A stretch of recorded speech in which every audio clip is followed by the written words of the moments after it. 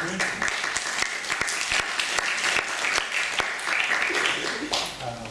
very happy to be here, and I would also like to thank the organizers for inviting me, having me here on the longest day and the shortest night, of course.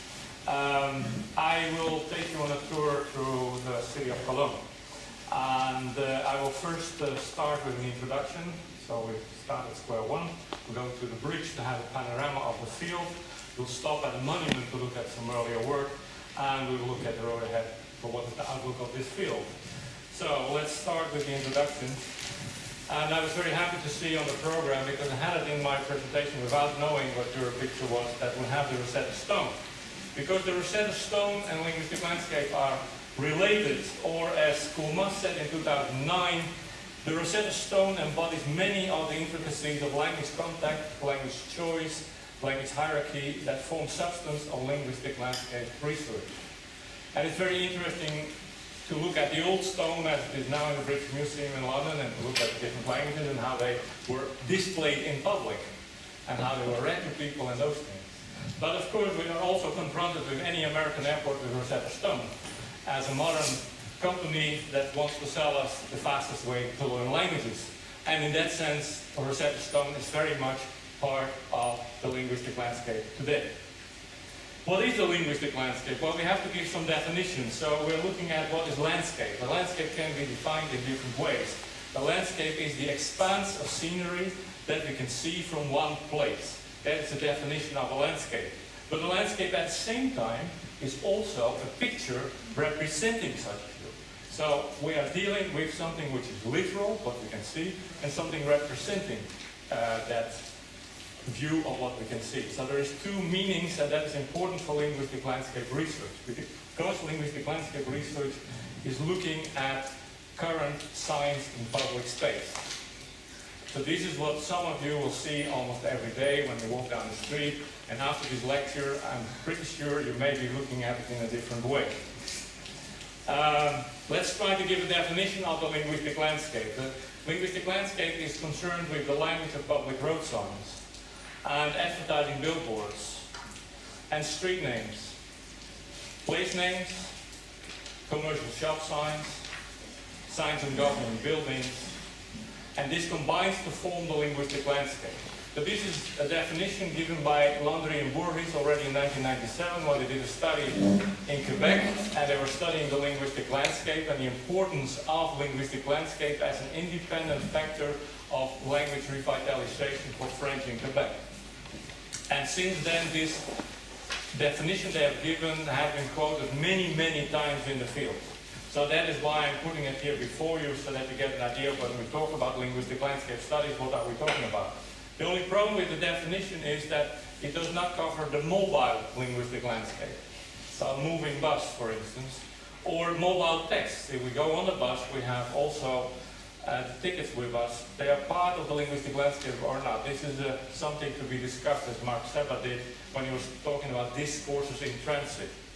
Or all the rubbish we find on the street. Is this part of the linguistic landscape or not? Do we include it or not? These are all kinds of discussion issues. Or when we have it on t-shirts or on our head or on our body or painted on our body. I mean, this is all part of the linguistic landscape one way or the other. Still, another example, which is quite a nice example of the protest in Egypt on the Tahrir Square, where we could also see the sign for freedom, written in Arabic, but of course tomorrow, after all the coffee cups go away, the sign is gone. So it's also to show that linguistic landscape is something very dynamic. There are some alternative ways to refer to linguistic landscape, because linguistic landscape in linguistics at least can also refer to many other things than the language on the signs in public space. Because the linguistic landscape can be the language spoken in a certain country, or the linguistic landscape can refer to dialectical variation, those things. But that's not what we are talking about here. We're talking about the word from the street, or the decorum of the public space.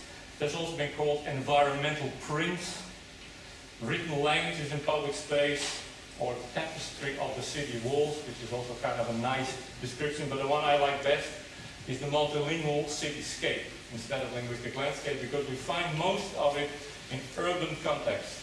Most of the written language in public space is in urban context, and most of it is multilingual. It is hard to find any city in the world that is monolingual in any sense of the word. Everything is multilingual nowadays. So I see this as an effective research tool.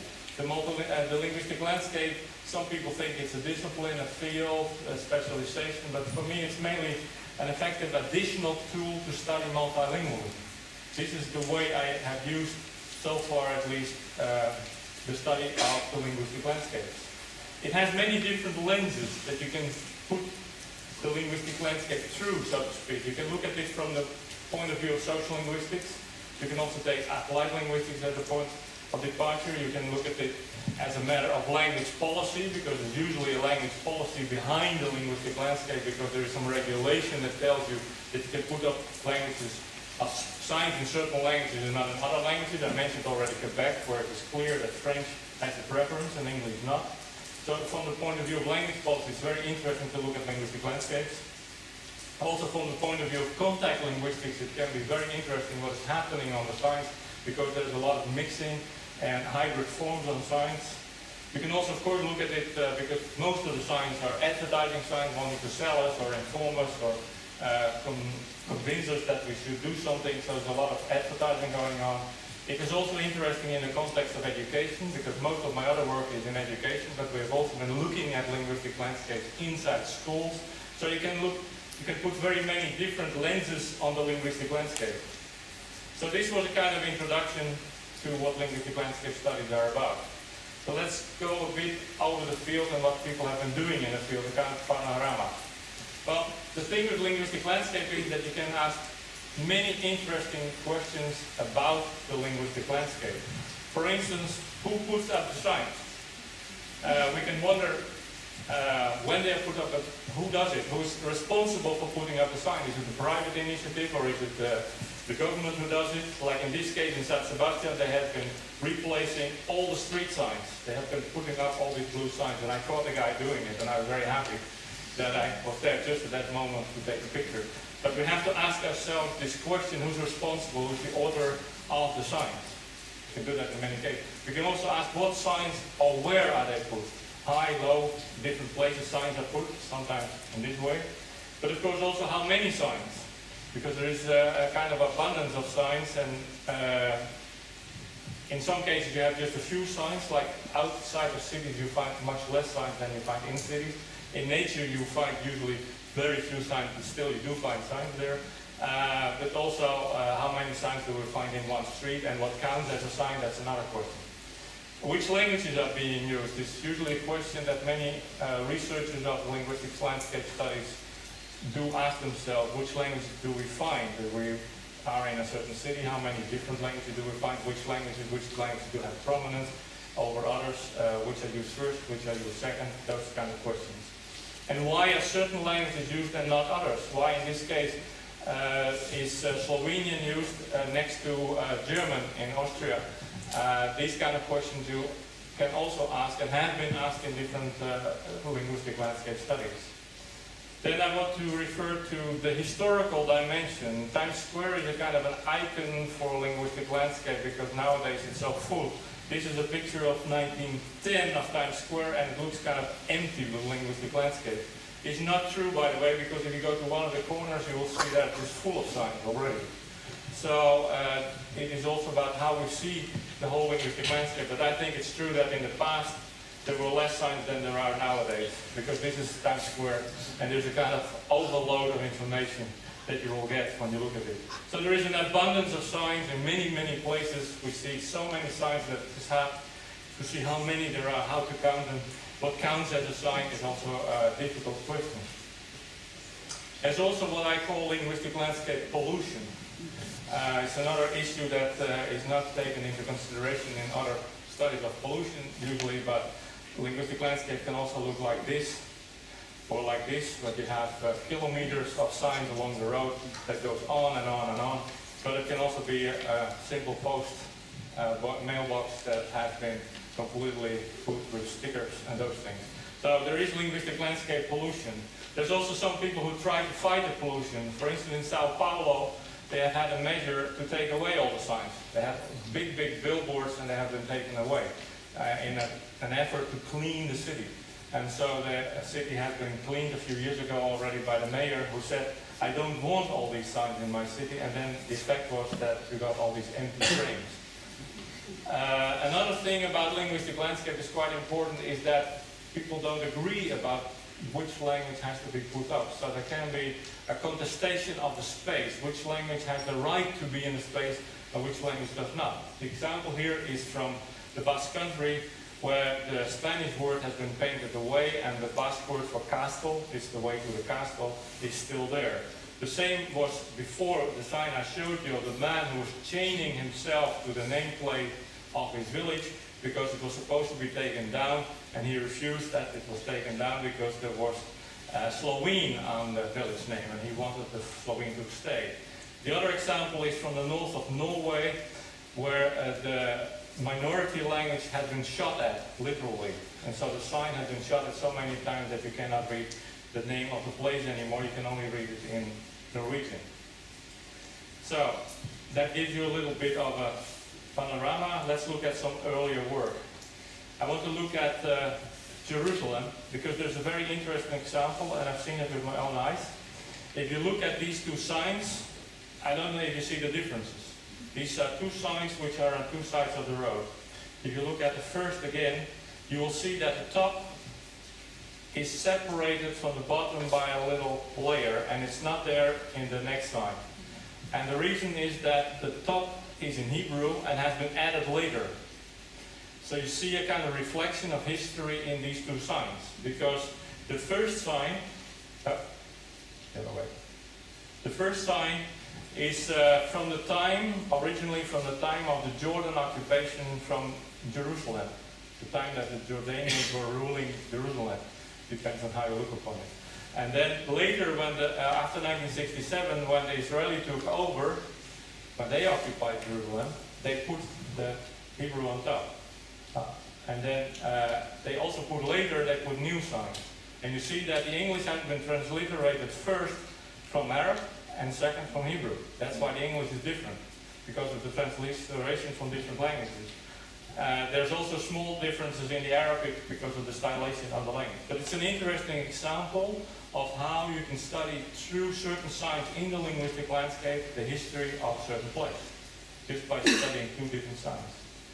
There was another very early study in Israel done in the 70s, and this is one of the pioneer studies in linguistic landscape, where they were looking at the English in one street in Jerusalem, and they were looking mainly at the difference between signs that were written in Roman alphabet, those were in English, and those that were written in Hebrew.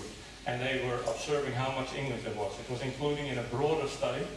Another early study, also from the 1970s, was done in Brussels. We know Brussels is also a city where there's a lot of language conflict going on.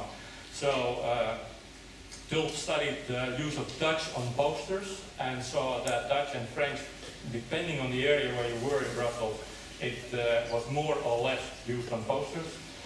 Then I mentioned already Quebec before, and Quebec has also been the object of a couple of times of studies.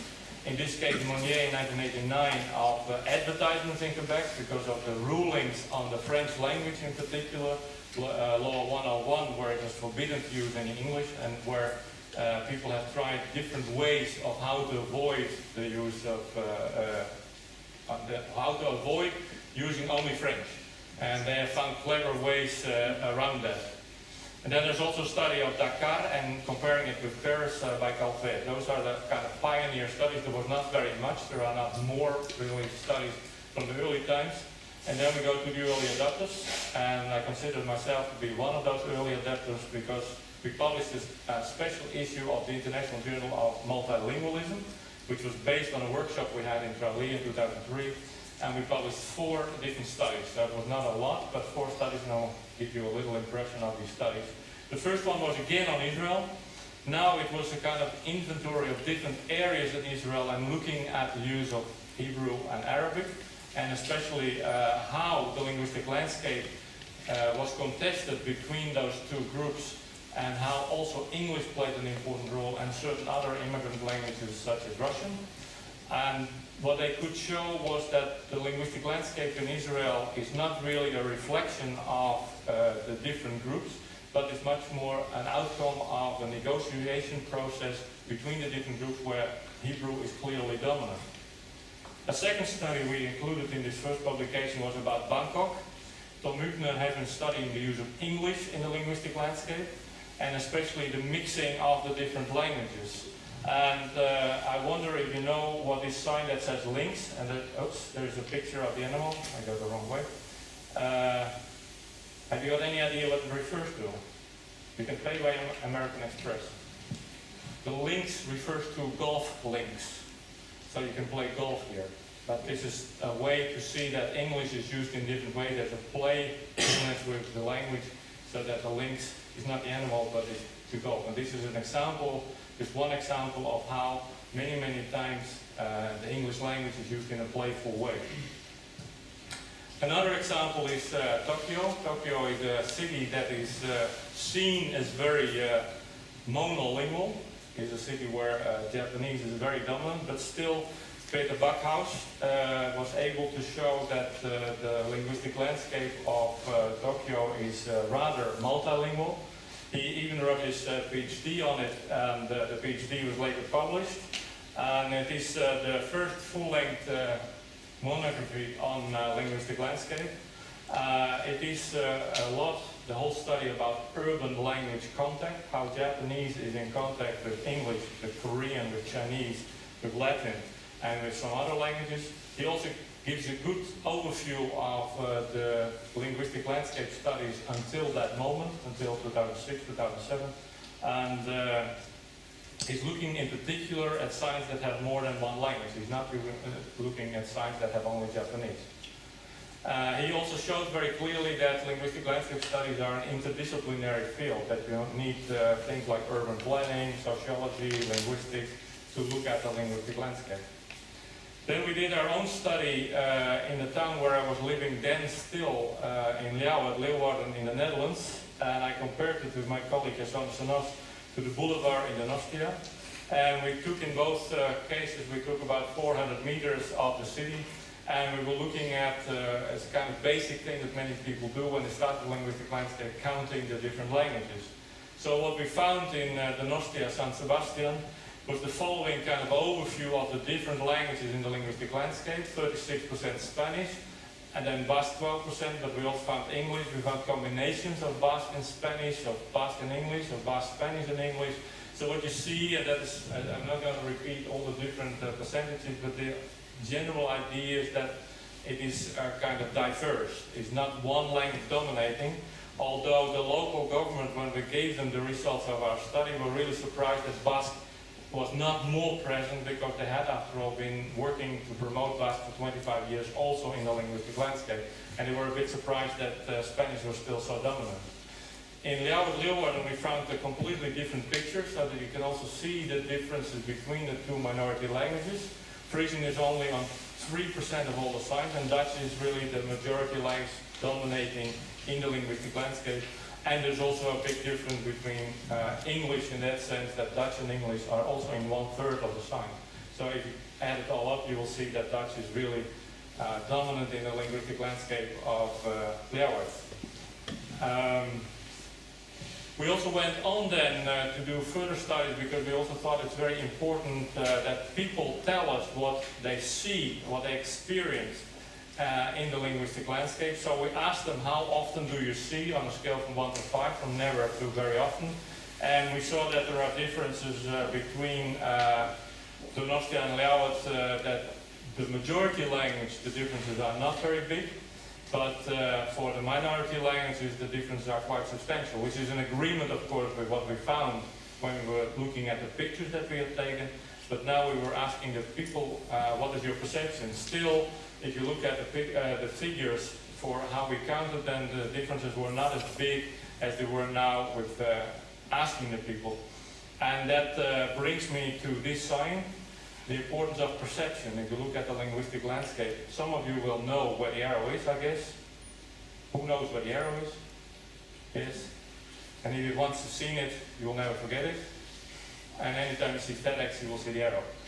But this is about how perception is playing a role in the linguistic landscape.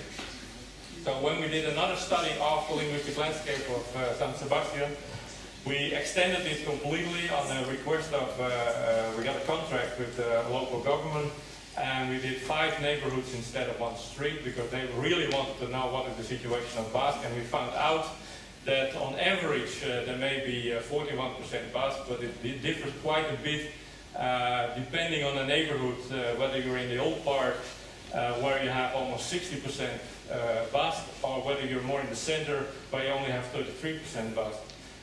One of the factors there, the center is a place where you have lots of lawyers and financial advisors and all these people that have their signs in Spanish. So there was less Basque, and in the other part you have lots of pubs that like to advertise also with Basque at the same time.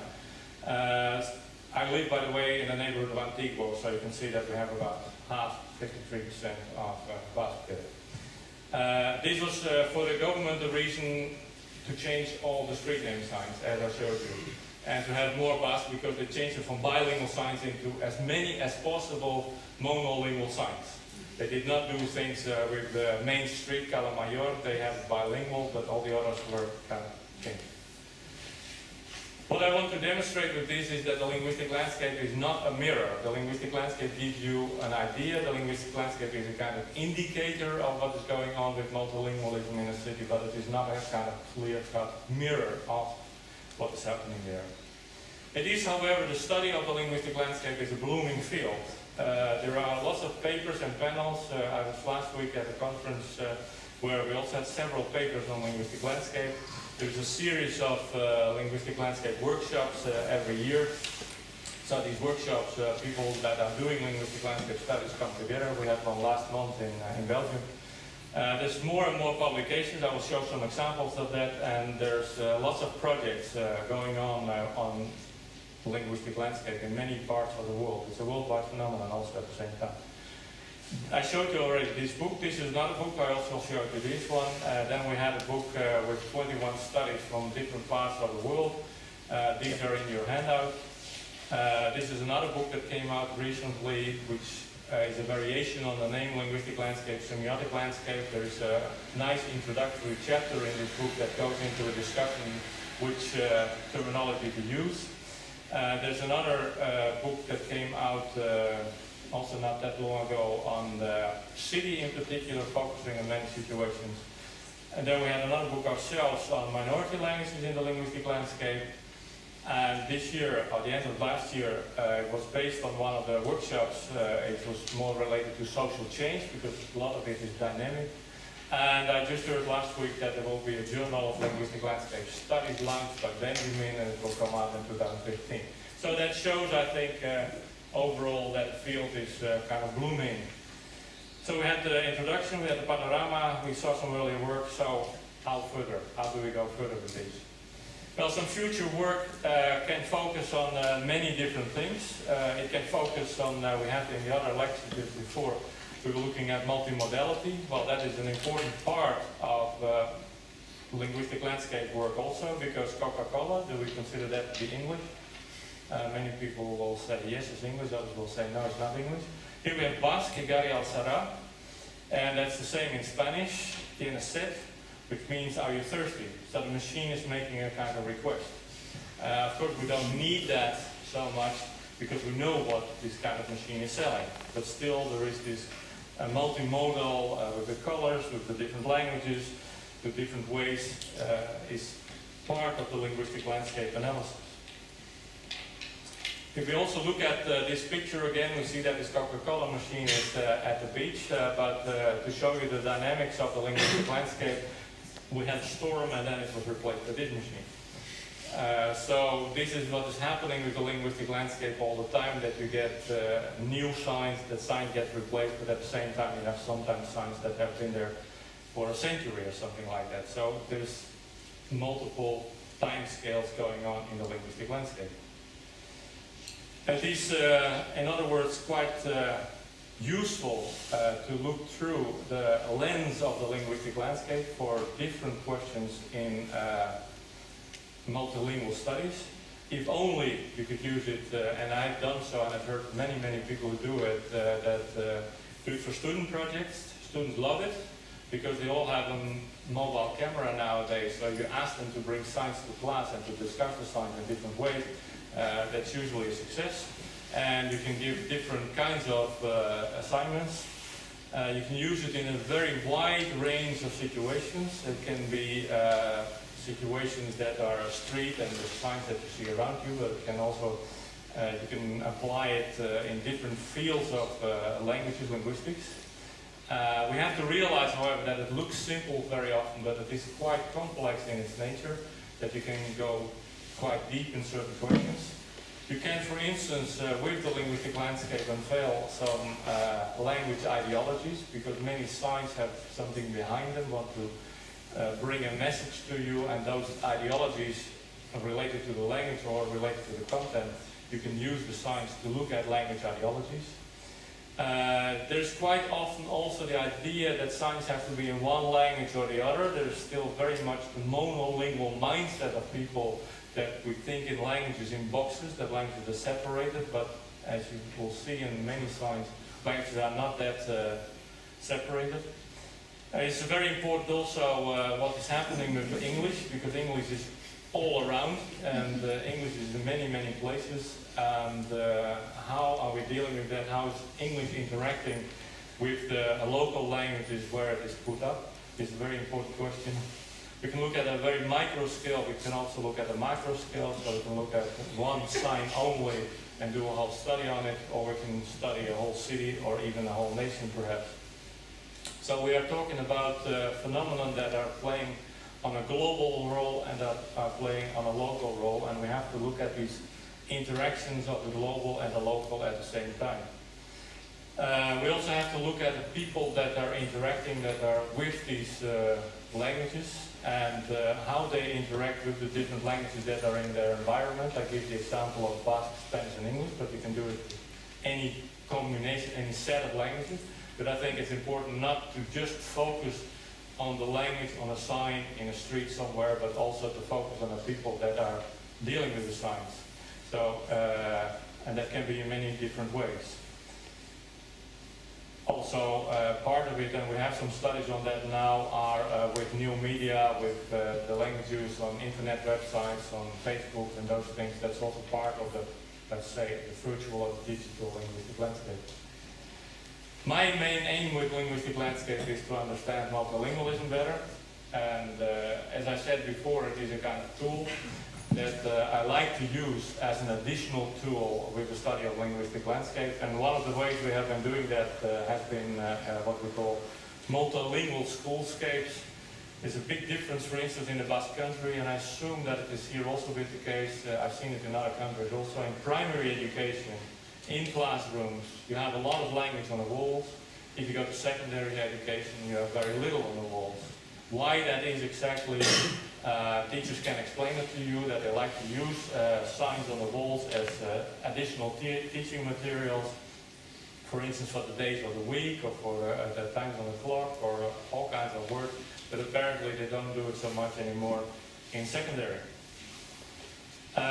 Future studies, I think, can look at the various discourses we have surrounding multilingualism. I think that is a field that still deserves a lot of attention, and where we should look further. I could talk a lot more about linguistic landscape, I think, because there's a lot more to tell. Perhaps you have some questions on it, but for the moment I will leave it at this, and thank you.